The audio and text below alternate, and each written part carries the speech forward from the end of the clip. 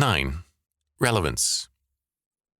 The French Revolution bears testimony not so much to the power of the subversive forces of revolution as to the moral failure of the Royalists. Otto J. Scott in Robespierre, The Voice of Virtue, has called attention to the great volume of pornography which preceded the revolution and to the immense rise of prostitution, gambling, spiritualism, occultism, black masses, sadism, fetishism, and perversions of all kind, all parading under the banner of human liberty.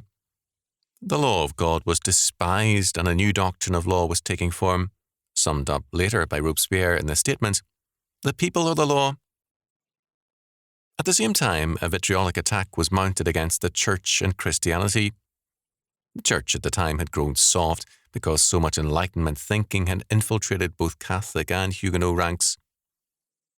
Churchmen, eager to curry favour with the intellectuals of the day, were ready to parrot every assault on Christian morality and culture and gain intellectual respectability thereby.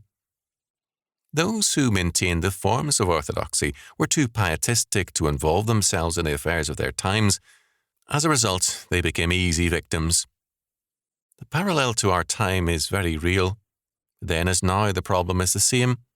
The weakness of the forces of Christianity, their retreat into irrelevance.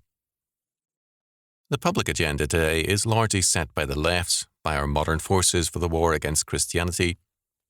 It's orchestrated by the servants of this establishment and echoed by the press. However, bad as the secular press is, the church press is worse.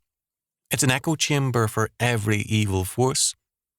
The secular press is somewhat restrained by fear of libel suits, but the so-called Christian press counts on the fact that most Christians avoid lawsuits with religious publications. As a result, modernist and evangelical publications give themselves to vindictive and libelous remarks without restraint. But this isn't all. There is a bankruptcy of Christian thinking. The implications of the faith go disregarded and undeveloped. People want pap in their church services, not solid food.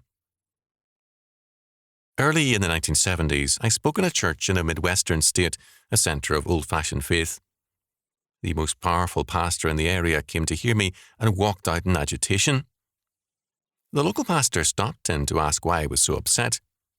Nothing I said disagreed with his own stance. The old pastor said, "Yes, but he says it differently."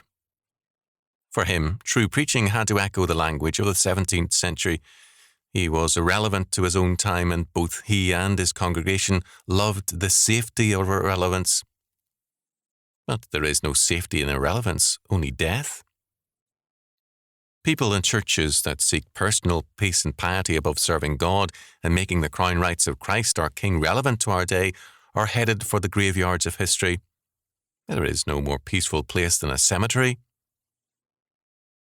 Quote, "Wherefore he saith, Awake thou that sleepest, and arise from the dead, and Christ shall give thee light." Ephesians 5:14.